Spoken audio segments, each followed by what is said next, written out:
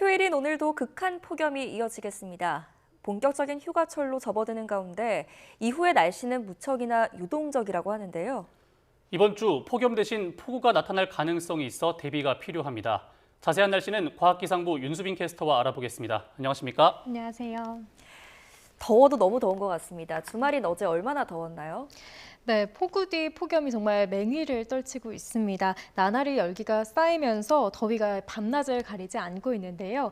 주말인 어제 경기도 안성시 양성면과 가평군 청평면의 기온이 무려 39.3도까지 올랐고 서울도 공식 기온이 37.1도까지 오른 가운데 금천구와 동작구 등 일부 지역은 39도 안팎까지 치솟았습니다. 이렇게 극한의 더위가 이어지면서 서울 최고 기온 경신에도 관심이 쏠렸는데요. 역대 7월 기준으로만 본다면 1994년에 38.4도가 1위 기록으로 어제 서울 기온은 38도를 넘지 않아서 순위를 경신하진 않았습니다. 하지만 관측소 이외 서울 지역은 39도에 육박했기 때문에 역대급 기록과 비교해도 상당히 더운 날씨였다고 볼 수 있습니다. 이렇게 날씨가 뜨거운 이유는 바로 한반도가 더운 공기로 가득 차 있기 때문입니다. 현재 우리나라 중하층에는 덥고 습한 북태평양 고기압이, 상층에는 중국 대륙에서 확장한 티베트 고기압이 채운 상태로 마치 열돔에 갇힌 듯 더운 열기가 빠져나가지 못하고 있습니다. 여기에 우리나라 남쪽 해상으로 태풍과 열대저하부가 계속해서 만들어지면서 남동풍 계열의 바람이 태백산맥을 넘어 서쪽 지방의 기온을 끌어올리고 있는 상황입니다. 네, 어제 정말 극한 폭염으로 너무 덥더라고요. 혹시 오늘도 덥습니까?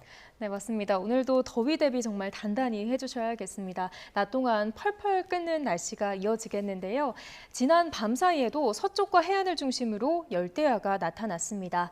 밤 사이 최저 기온이 25도를 웃돌 때를 열대야, 30도를 웃돌 때를 초열대야라고 하는데요. 서울은 오늘 아침 최저 기온이 28.3도, 체감 온도는 30도 안팎을 보이며 초열대야 수준의 밤더위가 이어졌고요.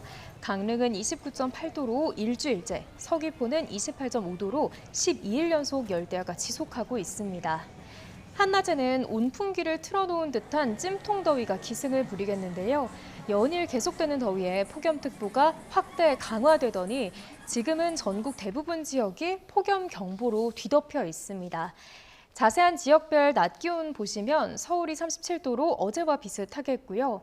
대전과 전주도 37도, 대구는 35도 등 오늘도 전국에서 사람 체온에 육박하는 체감더위가 기승을 부리겠습니다. 이런 날씨에는 온열 질환에 걸릴 가능성이 크니까요. 목이 마르지 않더라도 물을 자주 마셔주시고요. 무리한 야외 활동도 자제하시는 게 좋겠습니다. 네, 이렇게 더운 날씨가 계속되면 방금 얘기했던 것처럼 온열 질환이 가장 큰 걱정인데 건강을 지킬 수 있는 방법 어떤 게 있을까요? 네, 맞습니다. 더위가 심해지면서 온열 질환자 수도 벌써 2,000명을 훌쩍 뛰어넘었습니다. 사망자는 11명으로 지난해 같은 기간 대비 2.8배 많은 수치인데요.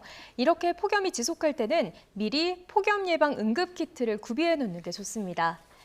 인터넷에 폭염 예방 응급 키트를 검색하면 많은 제품들이 나오는데요.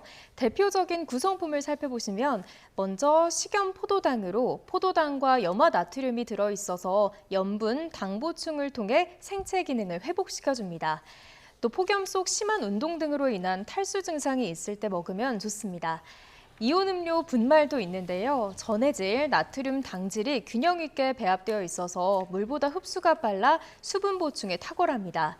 또 쿨토시는 태양빛으로부터 팔을 보호해주고 쿨링 스카프는 냉매제를 사용해 오랫동안 시원함을 유지해줍니다. 이외에도 부채나 손선풍기, 냉찜질 팩 등 구성품은 다양하니까요. 필요에 맞게 구비해 놓으시고요. 외출이나 야외 활동 전에 가방에 꼭 챙기셔서 체온 상승이나 어지럼증, 탈수 증상이 나타날 시 즉시 사용하도록 해야 합니다. 네, 이제 본격적인 여름 휴가철에 접어들었는데 하늘 표정은 어떻습니까? 네, 맞습니다. 본격적인 휴가철을 맞아서 휴가 계획하시는 분들 많을 것 같은데요. 휴일인 오늘도 내륙은 대체로 맑겠고 자외선이 낮 동안 강하겠습니다. 오늘 전국의 자외선 지수는 매우 높은 수준인데요. 이 정도면 햇볕에 노출 시 수십 분 이내에도 피부 화상을 입을 수 있습니다.